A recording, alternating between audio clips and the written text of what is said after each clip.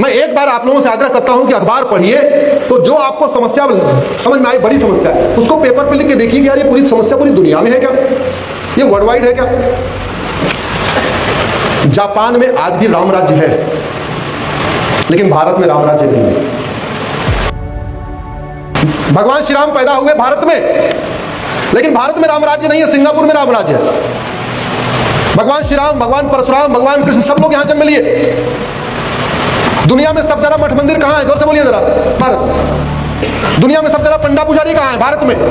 दुनिया में सबसे ज्यादा नेता भारत में, सबसे ज्यादा अभिनेता भारत में, सबसे ज्यादा लेखक भारत में, सबसे ज्यादा पत्रकार भारत में, सबसे ज्यादा कलमकार भारत में। दुनिया में सबसे ज्यादा प्रधान भारत में, सबसे ज्यादा पार्षद भारत में, सबसे ज्यादा सांसद भारत में, सबसे ज्यादा विधायक भारत में, सबसे ज्यादा वकील भारत में, सबसे ज्यादा प्रोफेसर भारत में, सबसे ज्यादा जज भारत में, सबसे ज्यादा चर्चा भारत में, सबसे ज्यादा विचार विमर्श भारत में, सबसे ज्यादा चिंतन मंथन भारत में। इसमें से चीन में कुछ नहीं होता, मैं आपको पूरी जिम्मेदारी के साथ कह रहा हूं। ये जितना चिंतन मंथन बैठक सब कुछ चलती, चीन में इसमें कुछ नहीं होता। जितना आतंकवाद भारत में इतना चीन में है क्या, जोर से बोलिए जरा। जितना अलगाववाद भारत में इतने चीन में है क्या।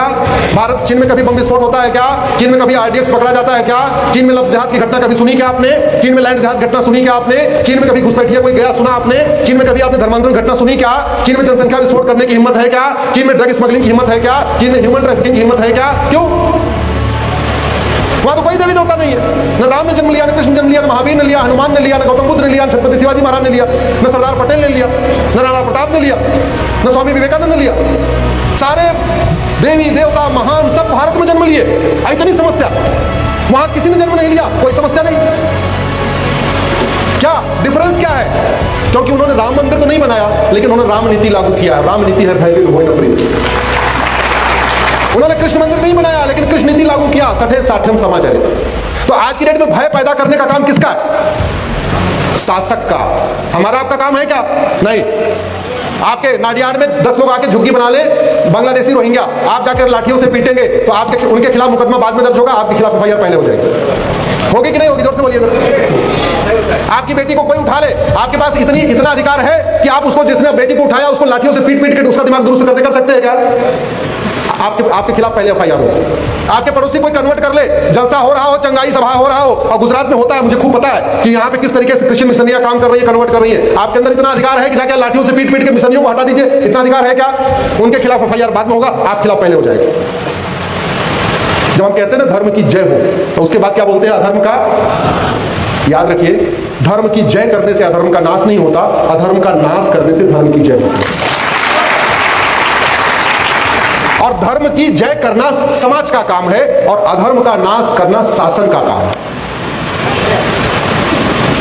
हम गौशाला चला सकते हैं। गौशाला चलाना क्या है? धर्म की जय। और गौ तस्कर को, गाय खाने वाले को जेल में डालना, यह क्या है? अधर्म का। आप लाख गौशाला चलाइए, जब तक गाय खाने वाला बाहर रहेगा, एक दिन आपकी गाय जरूर खा जाएगा।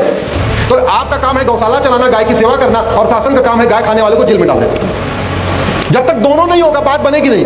मैं ऐसे उदाहरण देता हूं, पानी की बाल्टी में ऊपर एक टोटी लगा दीजिए, बाल्टी में पानी आता रहे, और नीचे एक होल कर दीजिए, पानी निकलता रहे। बाल्टी कभी भरेगी क्या? जोर से बोलिए जरा। आपके अंदर बाथ टब है, तो बाथ टब में पहले ऊपर से पानी नहीं खोलते, पहले नीचे जो ड्रेन पाइप है उसको बंद करते हैं। जब तक ड्रेन पाइप आप नहीं बंद करेंगे, ऊपर टोटी खोल के रखें, पानी लीक होता रहेगा, कभी भरेगा नहीं। इस देश में सबसे पहले कानून का खौफ पैदा करने की जरूरत है। आखिर क्या कारण है कि भारत में इतने अपराध हो रहे हैं और वहां होता ही नहीं? यहां 32 गाड़ियों में 32 कुंटल बारूद इकट्ठा कर लिया, वो भी भारत की राजधानी के आसपास। आपने कभी सुना कि चीन की राजधानी बीजिंग के आसपास किसी ने 32 किलो आरडीएक्स इकट्ठा किया हो? जोर से बोलिए जरा। नहीं।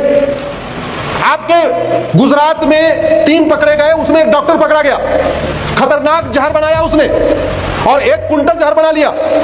मेरी डॉक्टर से बात हो रही थी, बहुत सारे रिसर्च के लोगों से। वो जहर इतना खतरनाक था कि वो जो भोपाल गैस कांड हुआ था ना, उससे भी खतरनाक जहर हवा में उड़ा दे तो जो सांस लेगा सब मरेंगे। जो रायसिन जहर मिला था 1 कुंटल, वो इतना खतरनाक जहर मात्र 100 ml अगर एक पानी की टंकी में डाल दे तो पानी की टंकी पीने वाले सब मर जाएंगे। और एक पानी की टंकी सामान्यतः 10,000 लोग पानी पीते हैं एक टंकी से। वो इतना खतरनाक जहर था, एट ए टाइम 10 लाख लोगों को मार सकता था। वो तो पकड़ लिया गया। आप मुझे बताइए, सिंगापुर में ऐसा जहर कभी सुना आपने पकड़ा गया हो? जोर से बोलिए जरा। चीन में पकड़ा गया क्या? तो भारत में क्यों पकड़ा जा रहा? क्योंकि हमारे देश में संविधान की शपथ लेने वालों को मानव और दानव का अंतर ही समझ में नहीं आता। मानी जैसा बैठे हैं, उनको मानव दानव का अंतर पता है। ताली बजाइए माननीय जज साहब के लिए कि उन्होंने मानव और दानव का अंतर किया और दानव को हमेशा फांसी पे लटकाया।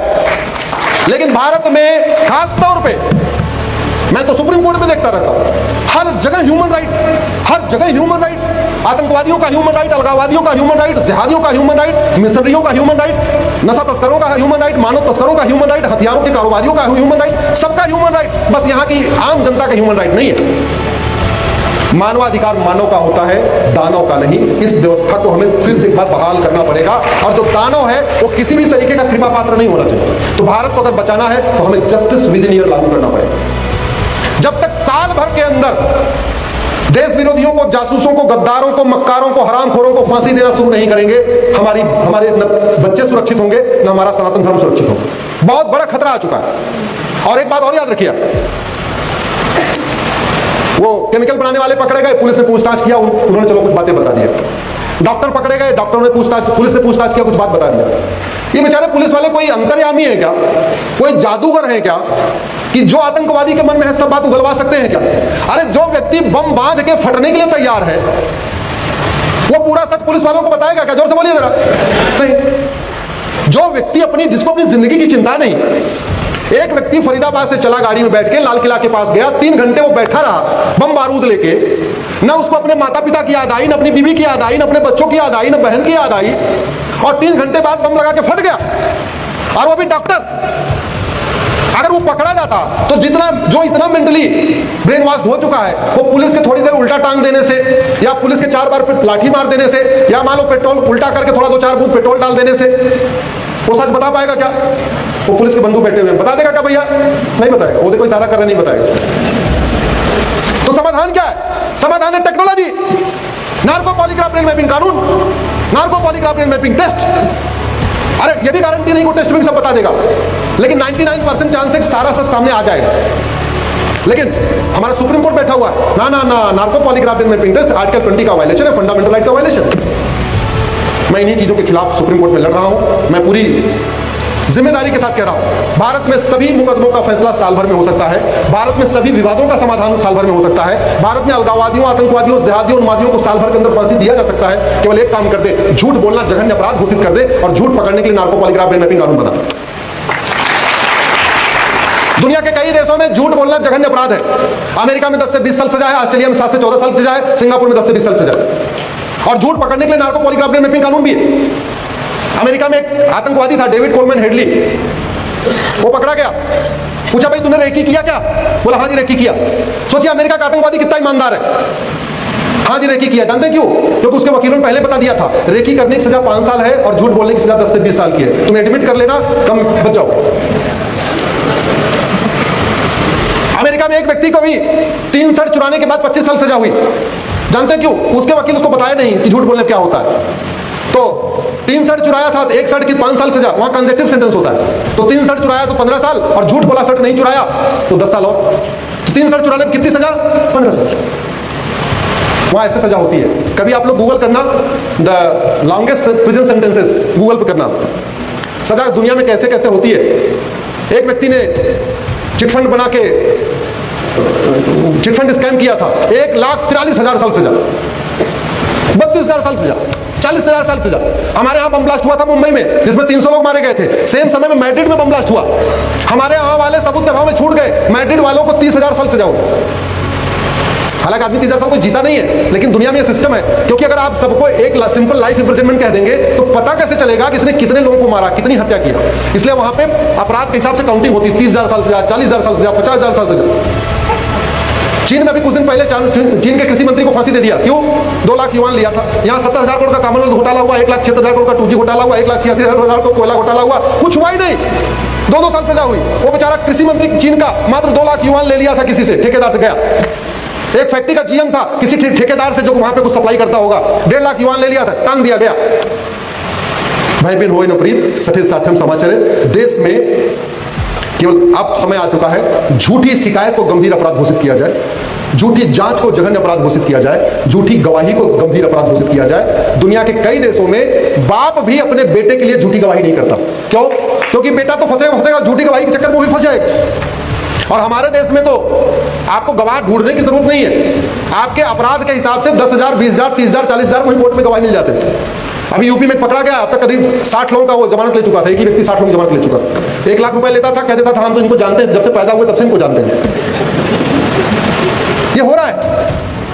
एक चीज याद रखिएगा, जब जुडिशियल सिस्टम गड़बड़ होगा तो उसका फायदा, चलो कुछ अधिवक्ता बंधुओं को फायदा हो सकता है, कुछ माननीय जजों के भी फ्लैट वेट बन सकते हैं, मकान बन सकते हैं, लेकिन देश बहुत बड़े खतरे में आता है। इसलिए जुडिशियल सिस्टम को ठीक करना जरूरी है, जस्टिस विद इन ईयर लागू करना जरूरी है। झूठी शिकायत, झूठी जांच, झूठी गवाही को गंभीर अपराध घोषित करना है।